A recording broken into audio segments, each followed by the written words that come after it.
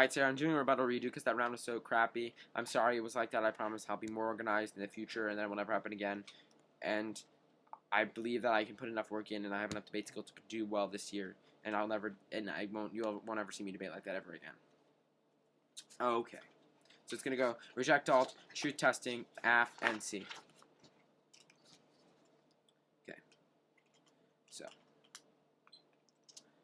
On the interpretation, 1, there's no warrant as to why the reject alt doesn't solve. The Shapiro provides a solvency cabinet and gives a reason why rejecting the G political map would offer the us versus other distinction of the securitization rhetoric, and he doesn't provide a counter solvency advocate, so this is just a claim without a warrant. And 2, there's no solvency advocate for the counterplan text. He links it to his own shell here. There's an unequal burden here because he doesn't take into account different variables, and there are different reasons why states won't be able to sponsor states program, which means the Orion space program won't be able to be adapted by other countries. It won't suddenly be able to be adapted just because it works for the U.S. And counterinterpretation, the affirmative is allowed to run a critical position, and the only theoretically legitimate alt is reject alternative. The standards, predictability. 1, the critique derives its link from some underlying assumption of the discourse of the position. There is no question predictability because they should be ready to defend their own position. Its associated discourse to the literature is not topic specific, so it is an overarching philosophical claim that should be prepped out no matter what the topic. Don't put me down because my opponent didn't prep out his or her own position. And if we can't predict arguments, this decreases the amount of quality clash in round, which in turn decreases our in-round education and qualitative ground.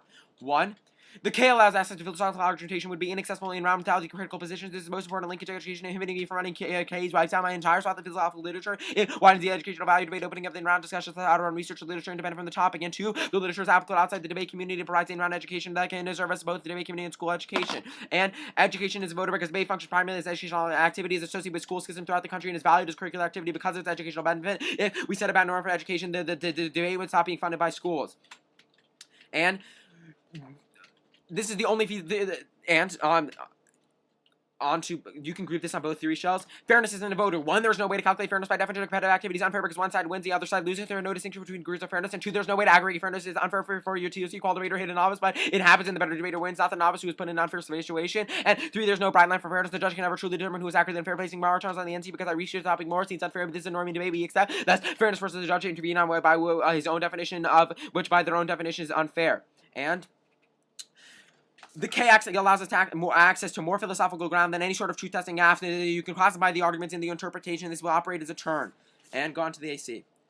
He concedes the framework, but he provides absolutely no reason why his discourse is good, meaning that as long as I can show that he still links into the critique, he's going to end up losing the round. And furthermore, I'm not going for a link off of the debate off the resolution using the word state. I'm going to go off for the link off of the rhetoric he uses in the NC. He talks about the existential threat of asteroids, quote unquote, and environmental damage that could happen, which is why we need to have the space colonization and spurn this other distinction between the United States creating a program and foregoing economic activity with other nations just to create its own space program, which means that his own rhetoric in the NC, which is his only defensible advocacy, is what I'm deriving the link from. So he can't get any of a no link, which means he's effectively linking into all the impacts, and the impacts are testament to what Koviel was talking about. The fact that we need a space program in order to stop extinction shows that the security rhetoric justifies unending state violence and unending state research, and which gives the state the power with a apocalyptic power and a power that could wipe out an entire population because we perceive anything as an extinction. So that's the Koviel 2K evidence which is sent across the flow. And onto the alternative, the only answer he makes is the double blind perm, but 1, this is intrinsic. He can't advocate the discourse that I'm indicting, and the alternative because the alternative is specifically rejecting the discourse of security rhetoric by rejecting the geopolitical map where you get rid of this us versus the other distinction and the